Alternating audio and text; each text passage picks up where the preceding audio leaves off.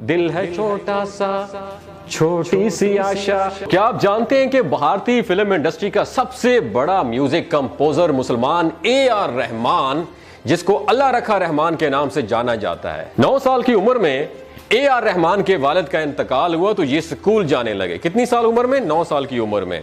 School principal ने AR Rahman और उसकी मां को बुलाकर कहा कि आप गलियों में भीख मांगा करें क्योंकि आपसे तालीम मुमकिन नहीं हो सकेगी। लेकिन उसके बाद AR रहमान दुनिया के उफ्क पर एक बहुत बड़ा सितारा बनकर कैसे उभरा, वो तमाम तर तफसीलात मैं आपको बताऊंगा इस वीडियो में। तो जुड़े रहिए इस मेरी वीडियो के बिल्कुल आखिर तक।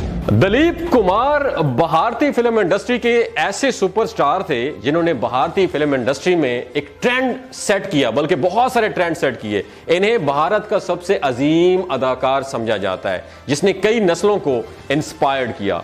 भारतीय फिल्म इंडस्ट्री में एक और दिलीप कुमार भी है जिसने दिलीप कुमार की तरह अपना नाम बनाया, लेकिन किस शोबे में? म्यूजिक के शोबे में, मौसीकी के शोबे में, जिसने वेस्टर्न क्लासिकल और इंडियन क्लासिकल को मिक्स करके ऐसी धुनें तख्लीक की कि म्यूजिक इंडस्ट्री का नक्शा ही बदल के रख दिया। इस दिलीप कुमार को हम AR रहमान के नाम से जानते हैं। इनकी पैदाइश तमिलनाडु के शहर मद्रास में दिलीप कुमार के नाम से हुई। यह शहर इस शहर में हुई जो आजकल चेन्नई के नाम से जाना जाता है। इससे पहले मद्रास का नाम दिया जाता था। इनके वालिद A.K. शेखर एक म्यूजिकल कंपोजर थे जिनकी वजह से दिलीप को छोटी उम्र से ही म्यूजिक से लगाव पैदा हुआ। अभी उनकी उम्र 9 साल ही थी कि उसकी वालिद चल बसे। घर का खर्चा चलाने के लिए उसके वालिद की मौसीकी के आलात किराए पर दिए जाने लगे। ये स्कूल बहुत कम जाते और दीगर कामों में ज्यादा मशगूल रहते। जब उनकी गैर हाजिरियां मुसलसल स्कूल से बढ़ने लगी तो स्कूल वालों ने दिलीप कुमार की मां को बुलवाया और खूब खरी खरी सुनाई। स्कूल के प्रिंसिपल ने मां बेटे को कहा कि आप चेन्नई की गलियों में भीख मांगा करें क्योंकि पढ़ाई आपके बेटे की बस की बात नहीं है और बाद में आप लोगों ने बाद में भीख ही तो मांगनी है, तो अभी से भीख मांगना स्टार्ट कर दें। जिसके बाद दिलीप ने एक और स्कूल में एडमिशन लिया, लेकिन उसका पढ़ाई में दिल बहुत कम लगता था। उन्होंने घर का खर्चा चलाने के लिए इश्तिहारात के लिए म्यूजिक कंपोज करना शुरू कर दिया। उन्होंने कई कंपनीज के लिए यादगार म्यूजिक कंपोज किए और इश्तिहारात में भी वो चले। इस दौरान दिलीप की बहन शदीद बीमार हो गई और अपनी बहन के लिए वो बहुत ज्यादा परेशान थे। इसी दौरान उनकी एक सूफी बुजुर्ग से मुलाकात हुई, जिसके बाद उन्होंने क्या किया?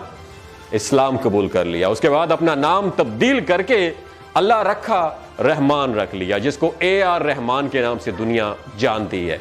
इस्लाम कबूल करने के बाद भी उनका मौसीकी का सफर जारी रहा, लेकिन उनकी तबीयत में बहुत ज्यादा तब्दीली आ चुकी थी। ये खामोश तबीयत के मालिक थे, बहुत खामोश रहने लगे और अपना सारा फोकस अपने काम पर करते। कमर्शियल्स की वजह से ये फिल्म साजों की नजरों में भी आ चुके थे और 1992 में AR रहमान, अल्लाह रखा रहमान की जिंदगी में पहला ब्रेक थ्रू आया जब उन्हें भारत के बड़े फिल्म साज ने अपनी फिल्म रोजा के लिए म्यूजिक कंपोज करने की रिस्पॉन्सिबिलिटी थी। उस गाने के फिल्म का जो गाना था जो बहुत ज्यादा मशहूर हुआ था, उस टाइटल ये था उसका, दिल है छोटा सा, छोटी सी आशा। जब ये रिकॉर्ड हुआ तो पूरी भारत में धूम मच गई। उस गाने की कंपोजिंग के दौरान हॉलीवुड डायरेक्टर राम गोपाल वर्मा भी स्टूडियो में आ गए और उन्हें रिकॉर्डिंग में अपने साथ ले गए।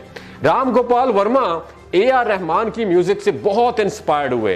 राम गोपाल वर्मा ने रिस्क लेने का फैसला किया और AR रहमान को म्यूजिक बनाने की रिस्पॉन्सिबिलिटी दी। उसके बाद 1995 में फिल्म रंगीला का म्यूजिक रिलीज हुआ और उसने हर तरफ धूम मचा दी। तो उसके बाद उसका गाना था टाइटल, वो बहुत मशहूर हुआ था। उस गाने ने पूरी भारत में धूम मचा दी। AR रहमान का नाम तारीख के पन्नों में सुनहरी हरूफ से लिखा जाने लगा। कहा जाता है कि AR रहमान की धुनें किसी सिंगर की मोहताज नहीं, बल्कि सिंगर AR रहमान की धुनों के मोहताज थे। फिल्म रंगीला से मिलने वाली कामयाबी के बाद AR रहमान ने पीछे मुड़कर नहीं देखा।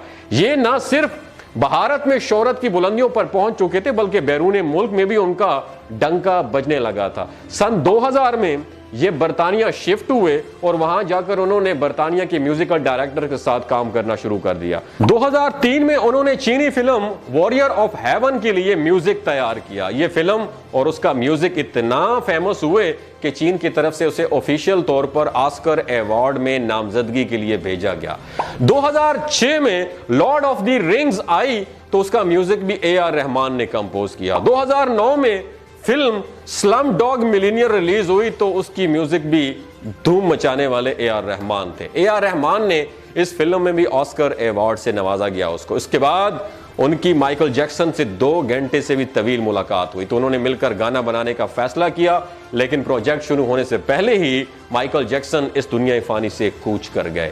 ऑस्कर अवार्ड जीतने के बाद A R Rahman Los Angeles में भी कुछ अरसे के लिए मुकीम रहे और बैनुल-अक़वामी प्रोजेक्ट्स पर काम करते रहे। 2015 में ये वापस इंडिया आ गए और एक बार फिर भारतीय फिल्म इंडस्ट्री में काम का सिलसिला शुरू कर दिया। उन्हें भारत में मौसीकी के 6 अवार्ड से नवाजा गया।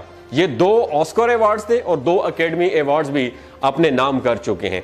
भारतीय हुकूमत ने उन्हें 2010 में उनकी खिदमात के एतराफ में इंडिया का तीसरा सबसे बड़ा civil award Padma Bhushan award से भी नवाजा था। आज तक ए के रहमान, अल्लाह रखा रहमान अपनी कामयाबियों के झंडे गाड़ते चले जा रहे हैं।